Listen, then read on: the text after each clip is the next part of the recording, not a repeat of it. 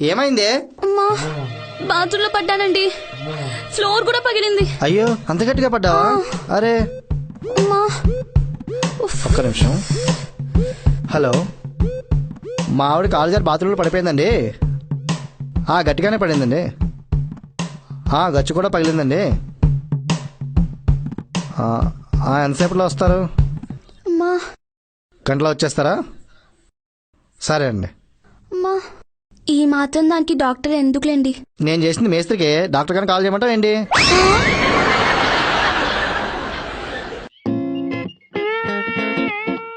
ఏనే మా సారు? ఏంద్రాబాయ్ మా ఓడి స్కూల్లో కొట్టి ఫాదర్ తీసుకురమ్మన్నావంట.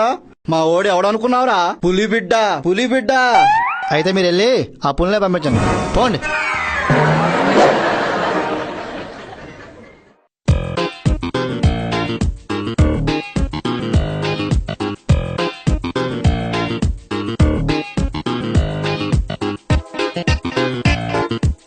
ఇంతకీ నేను అడిగింది తెచ్చారా? ఏంటది? అదేనండి, 4 రోజులైంది మనం కొత్తింటికి వచ్చి.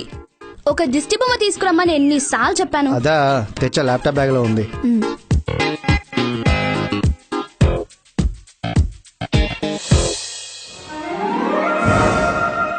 ఇదేంటండి నా ఫోటో తెచ్చారు? ఫోటో ఏదైతే ఏంటే, దిష్టిపోవడం ఇంపార్టెంట్ గానీ.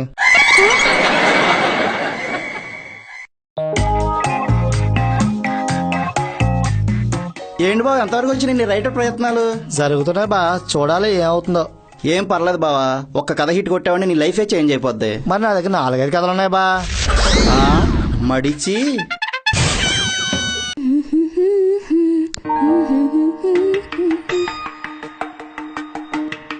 ఏవండి, ఏంటి? స్టవ్ మీద పాలు పెట్టాను, పొంగుతాయి చూడండి.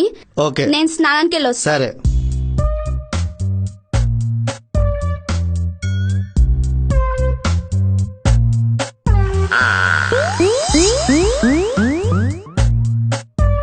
ఏవండి, పాలు పొంగాయా?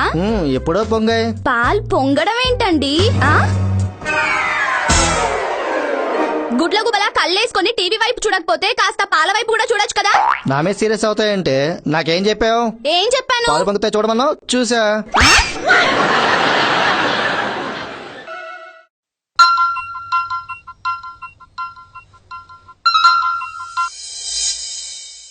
హలో హలో హలో, రమేష్ గారండి. నేను రమేష్ గారిని బూరిని కాదండి, రమేష్ అంతే.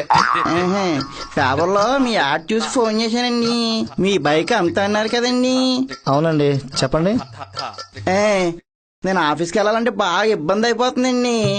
ఎందుకంటే మా ఇంటికాడ నుంచి ఆఫీస్కి 30 కిలోమీటర్లు వెళ్ళాలండి.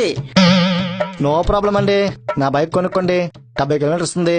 అయ్యి బాబోయ్ 70 కిలోమీటర్లు అండి. అయ్యి బాబోయ్ 70 కిలోమీటర్లు అంటే బాగా దూరం అయిపోతుంది కదండి. నేను బస్కి వెళ్ళిపోతానండి.